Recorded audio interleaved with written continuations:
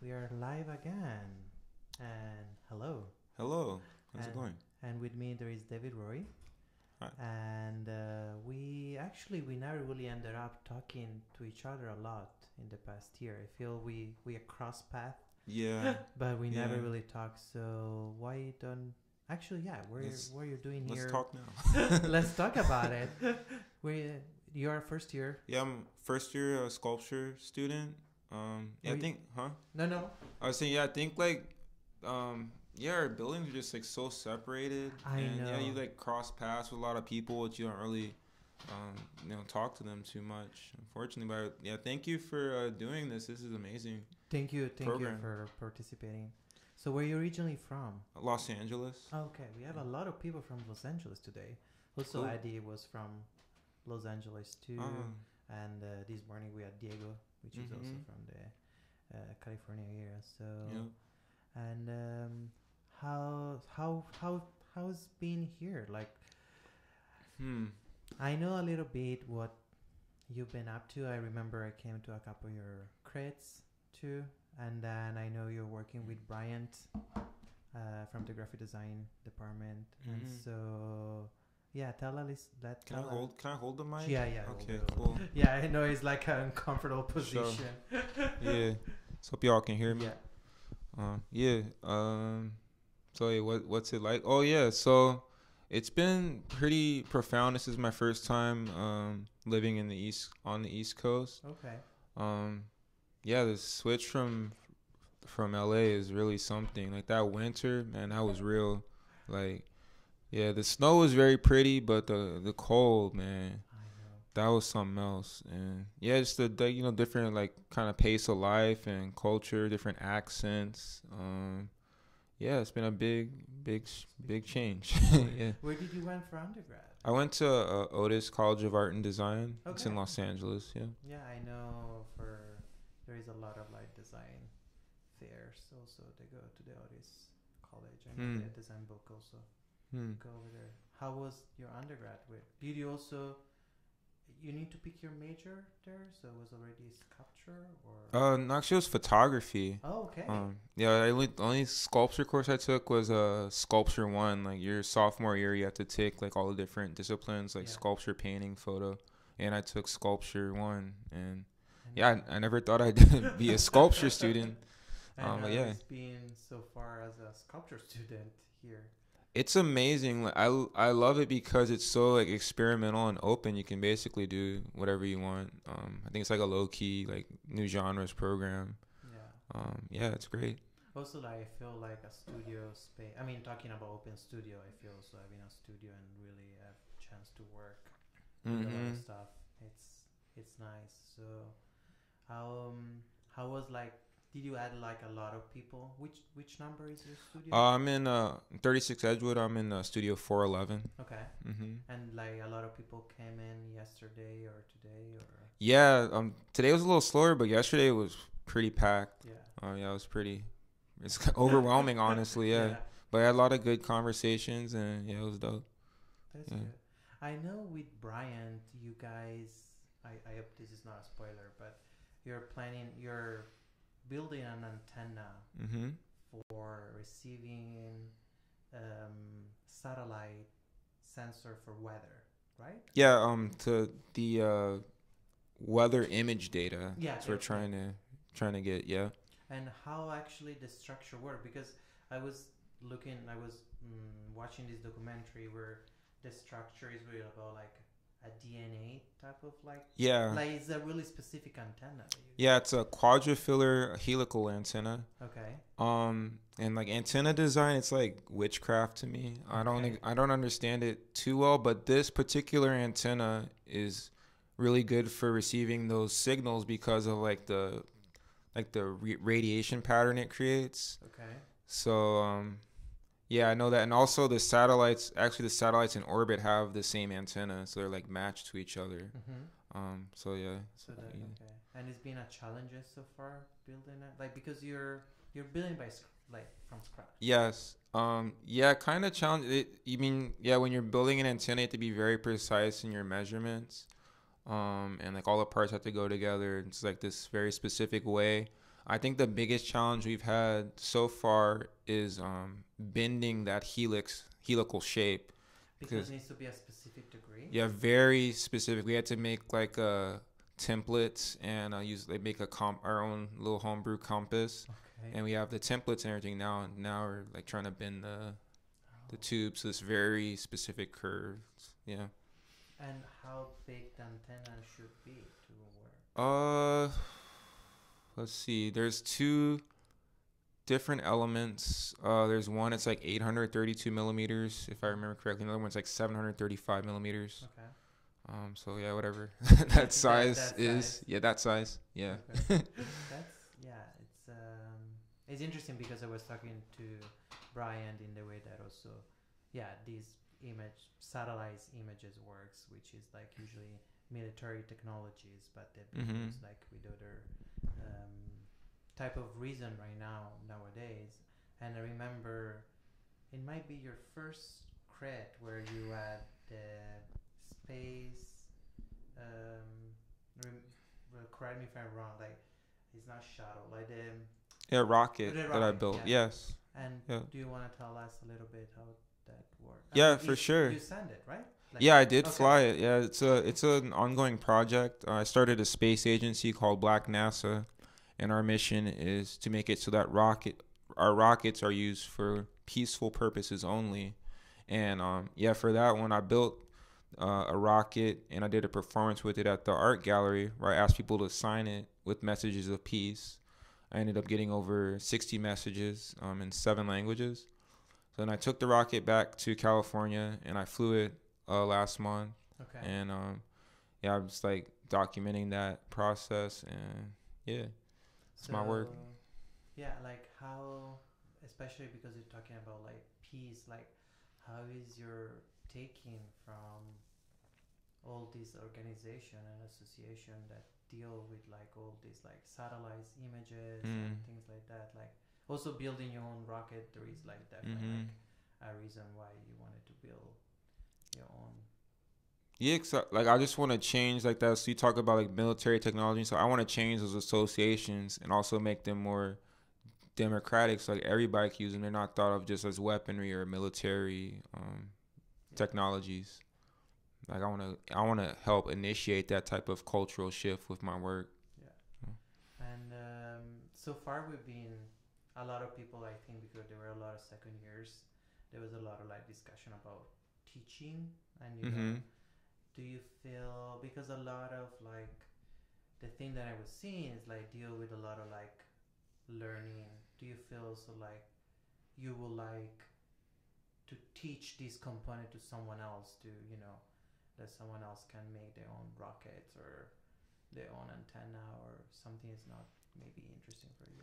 Yeah, absolutely. Actually, I teach right now. Teaching is a big part of. I worked as a teacher before I came here too. Yeah, Okay. I love teaching. Yeah, for sure. And I think like that DIY like open source community is so amazing. I definitely want to contribute to that. Any innovations I come up with, and like Brian and I have like benefited so much from people that have done this before us. Like that's how we learn like all the measurements and stuff. So I'm really into that. Yeah. Because like I also like I'm working to this project, and I talk a little bit with Brian, and he said that we can also talk to you, so maybe this is also a nice moment. Cool. Like we are planning to open like a mesh network. Oh, cool. Here, like it's from in like we are building this group right now of people from the school and not that might be interested in like building our first mesh network antenna. Cool. Here, and I think also mesh network in general as a designer, so as a person that works with digital technology, there is a lot that's going on over there. I think the peer-to-peer type of like technology right now, of course, like it's really like trendy, I would say, but at the same time I feel like can definitely also talks to a lot of like these things. So yeah, like did you never thought, do you have any thoughts about mesh network or things like that? Because they're also part of the open source community. Yeah, I'm like super down with that. I remember your colleague Steven Yeah. Rodriguez was telling me about it, and I was like mind blown. He was like telling me at a party about it, and that's amazing. I think again, it's like making this technology democratized. Yeah, democratizing this technology. Yeah, I'm super down with that. It's really cool. Yeah. It's very interesting too that like there's always like different nodes, and it's like organic. I like that. Yeah, that is the idea. We've been talking a lot with the close by is of course the New York mesh network. We have been doing a lot in the city of New York, especially in the Brooklyn, but also there are other like association like the Red Hook that opened up a network after the Hurricane Katrina that destroyed half of the coast of New York, so they were able to connect people so fast with that. So there is a lot of like those like really like decentralizing these technology that if we just keep it, I feel, in the hands of like power structure, they will keep charging us just like and so having the chance to also be here at Yale and physically build an antenna on top of like one of these buildings to then bring it to the community of New Haven. That's amazing. Yeah, that would be definitely like something interesting to see. We have people outside eating some chips. Yeah, can hear the bag crinkling. Yeah, crinkling.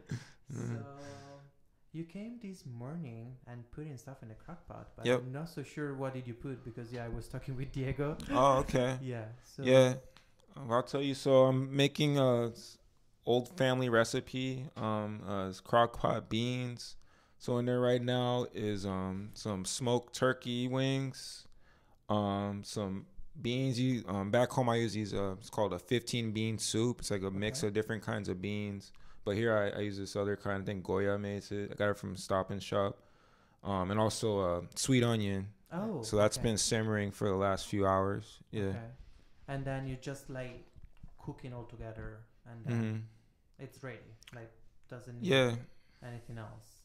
Yeah, once it's done, season it to taste. But it was cool because like both my parents working, very busy. So this is like a meal that they could put on in the morning, and then they come home in the evening and it'll be ready. We have dinner. So, so it's cool. And it's like you can eat it for like a few days. You can even freeze it, and it's like a cheap, like really a healthy meal too. Yeah, I mean the smell is really good. Like I opened a little bit the crock pot to smell it, and I wasn't sure. That now that you say the wing barbecue, it's like, oh, now I know that. What is that smell? Then I was smelling it. So, do you need to do anything else here? Yeah. So I'm going to slice some tomatoes and a couple jalapenos just for taste, and I'll add those to the pot in a little bit. Yeah. So let's move down there. I can put this for you. Okay. Take the other one.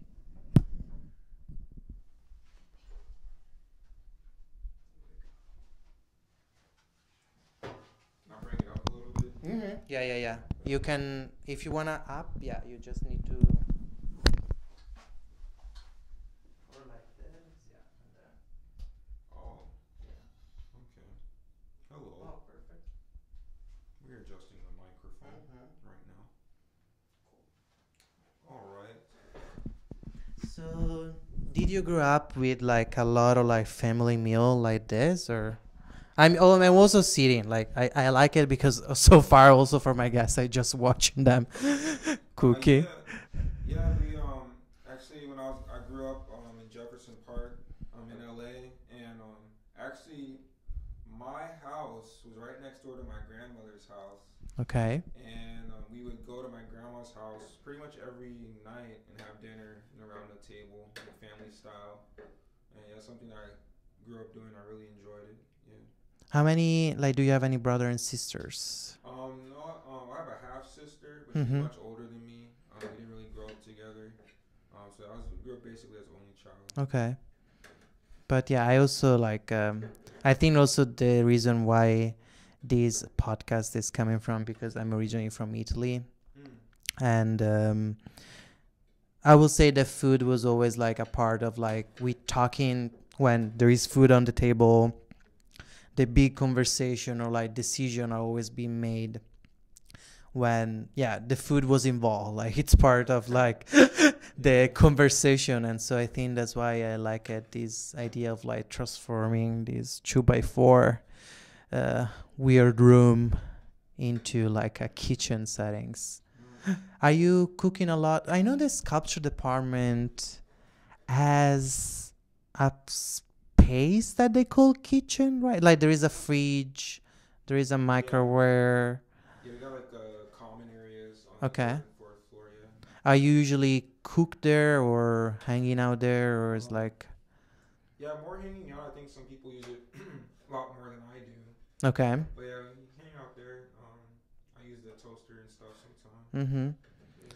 I just find out actually with Diego and Coral, and I didn't know, and I've been here for 2 years, that you guys after your crits, there is like a barbecue Oh yeah. situation. You didn't know? I didn't know. I was like, I've been here for 2 years. I've been coming to sculpture critics sometimes, and I didn't know there was there was this barbecue, and it's a nice way I think to process all these critics, right? Yeah, it's cool, and like sometimes it's like a continued critique, like more informal Mm-hmm. critique. Yeah, I don't. Unfortunately, I don't go as often as I should. Mm-hmm. But yeah, they're dope. I think now that the weather's getting better, I know. you can use the grill and stuff. I know that now. I feel now. Then I know the secret. Next Monday I should stop by Yeah, and true. see. Do you already do your second crit for the semester? Yeah, I did mine back in February. Okay. Hmm. How did it go? It was interesting. Okay. I did something completely different than I did for my first crit. I did a music performance. Oh, okay. And, yeah, like I think talking about it was like kind of difficult for me and for the everybody else. Mm-hmm. But yeah, I mean, people told me they were feeling it, so Okay. happy with that. It's nice because after this you kinda play for us a little bit. So it's like definitely also. Did you grow up like in a band or? No, but I always like played some kind of music. You know, in church I sing. You know, I used to take the music class. I played like the recorder and stuff Mm-hmm. in school. My parents had a piano in the house when I was growing up. Okay. You know, I used to just bang on that all the time. But I've always loved music, playing music and stuff. What is your? I don't know. Say favorite art is always like so limited, but what do you listen often or lately? Right now, I've been listening to Nipsey like every day, man. Okay. Yeah, 'cause that's so sad. Like, rest in peace, Nipsey Hussle. Are you able also to listen while you're working, or you're the kind of person that needs to have like a silent room? Yeah, it depends on what I'm doing. Like, if I'm doing a task that's kind of monotonous or boring, then I'll put on some music. Mm-hmm. Like writing papers or like Photoshop editing or something. I'll put on some music. But if I'm doing like my artwork or even like fabrication for my artwork, I usually don't listen to music when I'm doing that. I don't do that. No. Okay. Yeah, so just so you guys know, for our audience at home, I just chopped up some tomatoes and jalapenos, and I'm going to add them to the crock pot. Yeah. I know also you and I know Brian is planning to start a radio pretty soon here, and I know also you were part of that thoughts, right? I'm sorry. With Brian, like I know he's making the radio. You guys wanted to do a radio too? That's the mic is falling down. Oh, I don't know. That's news to me. okay. So I don't know why I thought like you were, but yeah, I I'm know. into that though. Yeah. That's cool. Are you into usually radio program? Is something that I love radio. okay? I grew up listening to the KNX Drama Hour. And Whoa. It was like a program where they play these old timey like radio dramas and stuff, like The Shadow and Lone Ranger and stuff. And I listen to they come on like in the like 9 o'clock in the evening. I listen as I was going to sleep. And my dad, he always told me like it's a really good way to kind of like exercise your imagination and like imagine what these scenes like these dramas what they look like and stuff. And yeah, I love radio so much. Okay. I didn't know. I mean, yeah. I mean, I didn't grow up in this country, so I don't know this specific podcast. So what was about? Like they were like doing stories or? Yeah, like back in the day, before TV was so prevalent, they would have like dramas and even comedies on the radio. There's some really good ones. The Shadow is one of my favorites. The Shadow knows. There's this dude that could like turn invisible, and he would like. Well, actually, he wasn't invisible. He like used the power of his like of hypnosis and like his mind to like become invisible to criminals, and then he'd like figure out like what they were doing and stuff. And yeah, super dope. And yeah, Lone Ranger, they wear the mask. Okay. The westerns and stuff. And Jack Benny is really funny. Really funny. This guy Rochester on there. Actually, Rochester lived in Jefferson Park too. They had a big mansion. Well, his mansion is there. Like lived there like back in the day. Mm-hmm. But yeah, there's a lot of. If you guys if you go on the Internet Archive, archive.org, and look up old time radio, you can find a lot of those programs from like the 30s and 40s. And yeah. That's cool. I will definitely go to check it out. I didn't know about those. So I have added the tomatoes and peppers to my soup, and I am trying to carefully close the crock pot because it is almost overflowing. But we'll put that in there and check on it in a little bit. Yeah. So what's going on? Sounds good. So let's go back. Oh, that's why I'm here today, man. I love radio. And also I'm a ham radio operator. I'm a Kilo 6 Tango Delta Foxtrot. See. Yeah. Here you go. So thank you for all of this. Oh, my pleasure. So Oh God, it's starting to overflow a little bit, guys. Oh, jeez. May I need to take some of this liquid off? Yeah. Okay. We're going a little break and Yeah. we're right back. No, we're still live. Hello. Yeah, so just want to let you guys know the crock pot is at maximum capacity right now. So I'm going to try to get some of this liquid off. I can hold the mic. Okay. So, all right. This happened a lot at home too, man. Like, I'd fill the crock pot too much, and like some of the liquid would. It smells so good. Oh, cool, man. So I'm just putting this ladle in here. If you guys can hear it. Oh, another cool thing about those radio programs is that they'd have like really good sound effects artists, and they'd make like the sound like the horse galloping and all that stuff. And they'd be doing it with like, I don't know, blocks of wood and stuff. Like that was an art in itself. Like that. Yeah, I really need to check it out. I have no idea. Yeah. All right, so I took off about 2 cups of liquid. I think I can close the crock pot now. All right, so close that. All right, do you have any paper towels? I'm going to just grab it. Okay. With our audience. Okay. Cool. So Simone went to go get some paper towels. I'll try to play some music for you guys. I don't know. Yeah, it's a little taste. What I'm gonna do later. So I got this app on my phone. It's the Animoog synthesizer app. And yeah, super fun. It's like a model off of the different Moog synthesizers that come out. I guess they like sample it or something. And yeah, and it's like a really cool interface. So there's like keys, and then you can change like the pitch and all this stuff with the touch screen. I like play it in the elevator sometimes, and yeah, it's fun. So he has returned with a bunch of paper towels. Thank you very much. If you need one. Okay. Yeah, I made kind of a mess in here. All right. So I think we have about maybe like a couple more hours on the crock pot. Like this is a dish that we would leave on like all day and come home, and it would be ready. So it does take a little bit of time. Like my grandma could make it on the stove, It's like a regular pot, or she used like a big Dutch oven. But I have not.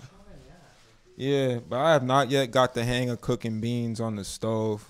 Okay. Like my girlfriend Forzon, she can do it. But yeah, I'm still working on that. So yeah. Cool. So what's new? So, do you want to play a little bit for us? Why? Yeah, I did when you were gone. Okay. Yeah. So I'll try. I don't know how it's sounding to you guys out there. But yeah, I have this app. I'll just like mess with all the apps. Can I swear? yeah. Oh yeah, I'm gonna fuck with this thing real quick. Yeah, take that FCC. So yeah, I have these different apps on my phone. And this is cool because like you can pick different scales.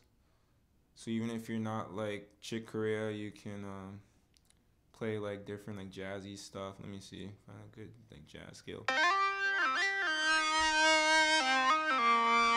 Let's like jam out for you guys a little bit.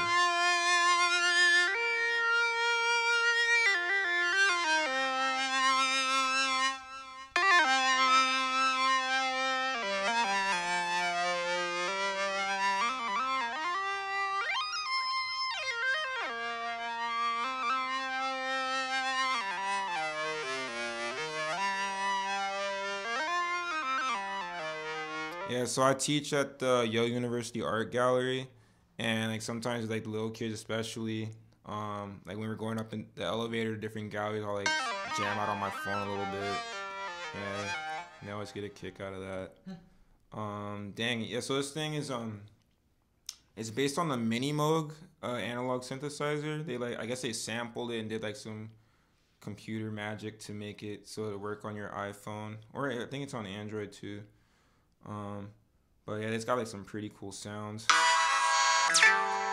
I just pressed way too many buttons. Whoa, okay. And I have no idea how this sounds on the radio, but yeah, I'm having fun, so cool. Let me see what else I can. Oh, there's so like, and they got those like in-app purchases. Like I spent way too much money. I got like so many different patches.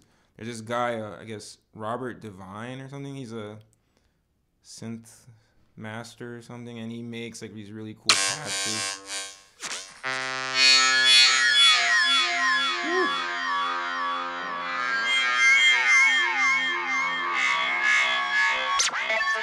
And I got like hundreds of these patches. I'm trying to find like a cool one to play with you guys.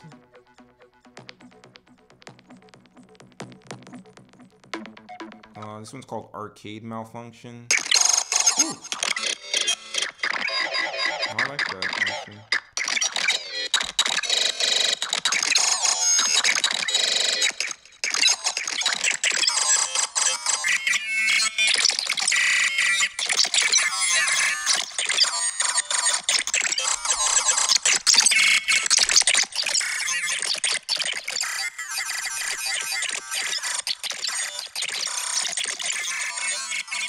Dang, did you ever play arcades? Like arcade games? Cool. I really like Time Crisis. You ever play that? Yeah, that was cool, man. So yeah. Oh, that's nice. It's called Glass Arcs. I always get so hypnotized with this type of like sounds. Oh, cool.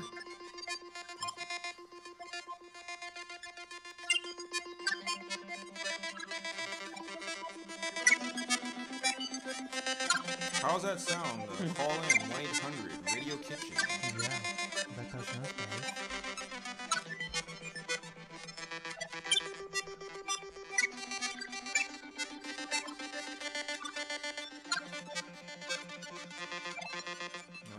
Yeah, I don't know, hexagons.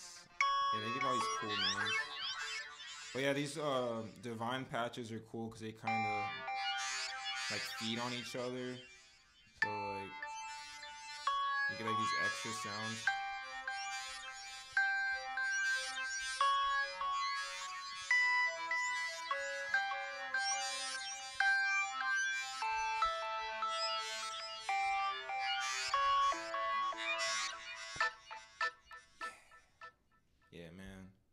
So like I'll sit on the Metro North and people talking all loud, and I'll just start jamming. Cause man, if you're gonna like make like have annoying conversations, I'll make annoying sounds. Mm-hmm. Yeah. No, yeah, it's always like so. Yeah, I get so hypnotized. I really like. I keep like just I can listen forever. Cool, cool, man. And I also have another app. Yeah, man, these smartphones are amazing, man. It's like pocket computer. I have this one freaking. Where is it? Oh God, I can't find it now. I'm talking. Too many apps. Oh, here we go. Yeah, I got way too many apps, dude. But it's MPC, like the like the MPC. What's that thing? MPC 2000 or whatever it is that the hip hop producers use. So they got like an MPC app now. That's not making any sound for some reason. Let me see. But yeah, it's cool. I like mess with this sometimes. And it's not working. It's not working. Oh. Let's see. Oh, there we go. Yeah.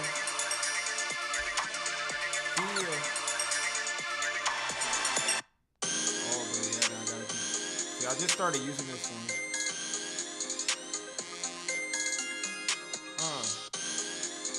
Check it. Making beans, baby. Got them beans. Oh, guys. No. Whoa. Oh, yeah. I don't know. Yeah, buddy. All right, what's up? So, someone's taking some pictures. So, did you put the snacks out there? mm-hmm. Yeah. That's So nice. Rosa did like a little chip tasting before around 3, and so then we had a couple of chips out there. Well, yeah, that was really good. So, your performance though involved also like guitar. So you play guitar, right? Yeah, I play guitar. I started playing guitar like 2004, and actually it was like kind of therapy for me. It was a way to keep from having panic attacks, because like when I felt a panic attack coming, it was something I could just focus on till that passed. And yeah, I just like kept jamming. My friend Chad Morris, he's a really good jazz guitar player, and he taught me like some blues licks and stuff, the different scales, and I just kept jamming. And yeah, I love guitar. It's like my main instrument right now. Yeah. And then, but also you synthesize the guitar during the performance, right? Yeah. So I run it through my synths. I got like way deep into like effects and analog synthesizers, and yeah. So I play like guitar, use samplers, synthesizer, drum synthesizer, stuff like that. Yeah. And I'm always feeling like like all of these, like the app that you say that you're playing your in elevator and all of this is like the sound for you comes naturally. Like it's kind of impossible to rehearse or something. Like it's like on in the moment, like right? Yeah. And so I feel like how you feel recording this type of like is something that you will be interested to preserve the record, just because it's like such a moment that just disappear. Because also I'm wondering, like with this specific radio too, like I know that I can save this conversation, but I like the effect it was just for these 2 days. So if you were online now, you're able to listen to us. Otherwise, no. And so I'm wondering, what is your taking on all of this? Yeah, that's cool. I really like performance in the moment, and things that are ephemeral in that way. But I do definitely see the value of recording, because like you may do some amazing performance that you want to be able to listen to later, and that you can never repeat. And I think like one of the one of the worst things that's happened to me. Well, I can't say that it's not the worst thing, but something that really sucked that happened to me one time. Someone broke into my car and stole recording device I had with like so many recordings I had made over years and years and years, and it really hurt to like lose that. Recording is definitely valuable. Yeah, because I'm thinking you also mentioned the Internet Archive as a project, and I'm wondering, like preserving the moment, like how, yeah, how much it will be, how much you will preserve, especially like on this performance is always like something that I'm thinking about it. But yeah, it's like because like the performance of your cred, you didn't record it, right? There is no just like a few crappy clips like on Instagram. Yeah, that's why that was say like I just see people Instagrams or people on save it on their phones like that is what I think the record was. So and I think that particular performance was so much about the space and like that moment that it could never come through fully in documentation too. I wish I'd done a little bit better job with documenting it, but yeah, I don't know. It's good to, yeah. And so what are you gonna do this summer? This summer, well, I applied for the travel grant, and hopefully, what did you wrote as a proposal? If you I can so I want to go to Iran. And part of my thesis was to take my electronic instruments or take analog electronic instruments over there. And let me back up a little bit. Yeah. So pretty much every electronic instrument that I have come across is set up to play to a Western rhythm, Western style of music, and I want to figure out a way to make them play like with other styles of music, like different rhythms, and all that. So yeah, that's like kind of my thesis is to go over there, make contacts with local musicians, play music with them, and set my instruments so I can play along with them and complement their rhythms, and then like bring that data back. It's like when I was back in LA over the winter break, I had the opportunity to jam with a guy who plays Iranian drums, and yeah, that was amazing. Like, so I was playing my Moog drum synthesizer, and I was like, oh crap, like what do I do? Like I didn't know how to use playing in 6, and like I was trying to figure out how to set my drum machine to like play the same rhythm and stuff, and it was a really amazing experience to like have to like fight against this machine to get it to play along with the traditional rhythms he was playing on the DAF, which is a Iranian drum. Yeah, it's like kind of like a big moon shaped drum you play with your fingers. Yeah, so like that's my part of my thesis. Okay. I also want to do some ceramics over there. That's one thing I would say about Yale Sculpture. Like, why you all don't have a ceramics program? Like, ceramics, it's an amazing art form, and it can be just as contemporary and experimental and artsy as like everything else, man. You guys should have a kiln. You guys should have glaze lab, studio, all that stuff, man.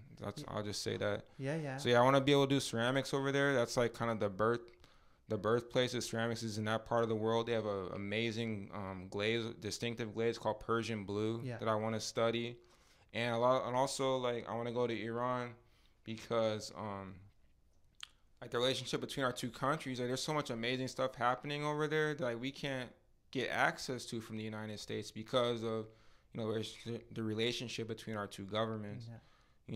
So but it is possible for Americans to travel there. It is safe for Americans to travel there. It is an amazing and beautiful country, and y'all want to go real bad. And it's interesting that you say, because actually literally yesterday our last guest was Leila from painting, and we talked about, she's from Iran, so I don't know if you guys talked before, but yeah, we really talk about her ways, from as an Iranian citizen to come to the US. So it's interesting to really hear you speak also on that sense. So when you're traveling, all of that fits, like the synthesizers, are you able to bring all the equipment with you all the time? Usually I just put it in my bag. Yeah, I have pretty small equipment. Yeah, I travel with it, no problem. No, I mean, not because like I'm just wondering, like there is a lot of that, and I'm wondering. And so ideal plan is spend like the entire 3 months there, or no, I want to spend a month. I'm going first to hopefully everything works out. I'll be in Tehran. There's a hostel there called See You in Iran, and I'm gonna stay there for a little bit, and I'm gonna go to Esfahan. And then I want to travel to Yaz where they have really nice ceramics. And then actually I applied for a residency in Esfahan. Okay. But it's kind of crucial to get this grant so I can get the do all of these things. So I'm gonna be there the residency is in Esfahan, so I'll be there for the majority of my trip. And just want to see like everything over there.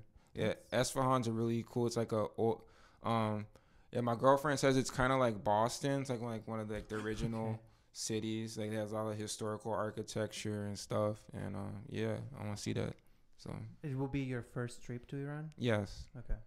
That would be super cool, and I hope you get it. So and fingers crossed. Yeah, finger crossed. And do you think is like the underground society there? Like, I'm thinking like music wise, do you have any, did you listen to any like underground music that are from Iran, or there is one artist that you're looking at? Yes, some like hip hop, and really I've heard some really interesting hip hop. Like hip hop in Farsi sounds pretty amazing.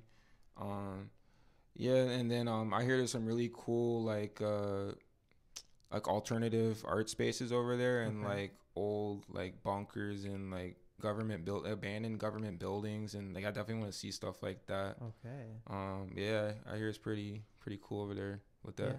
Yeah. I mean, that will be interesting to go to there and see how all of that would look like, because I feel like in a lot of places where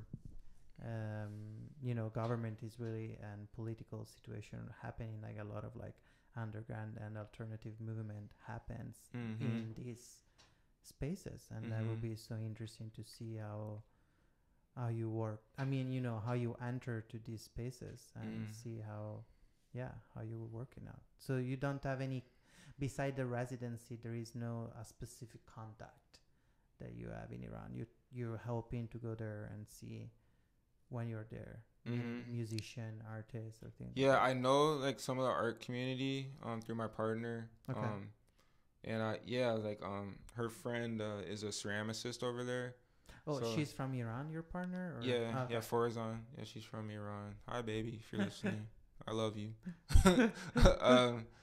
So I want to go over there and just connect with that community. Oh, okay. Yeah. Is she here also in the East Coast, like in New Haven too? Or? Yeah. Okay. Yeah, we're both in here. Okay. Yeah. So, well, hopefully that works out well for both of you. Also, that you're able to. She will come with you to go over there. Yes. Okay. That definitely then helps. Get links. And all that. Yeah, helps get the visa and all that too. Yeah, in order to do it. Well, thank you so much for all of this. It sounds all super interesting. And so, how long do you think the crock pot? What time is it? It's 5. Wow, it's 5 already. Wow, that went fast. Shoot, I don't know. I'll check it. How long are you here? How long are you here? Oh, I'm here all day, all night. Oh, dang. All right. Probably at like 6.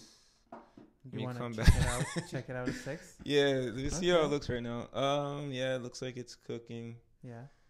Yeah, I mean, I could give it a stir or something. Yeah. We can go back at 6. Okay. So, like, the idea is like when all the liquid is out. No. Like when the beans are soft, okay, and you can eat them.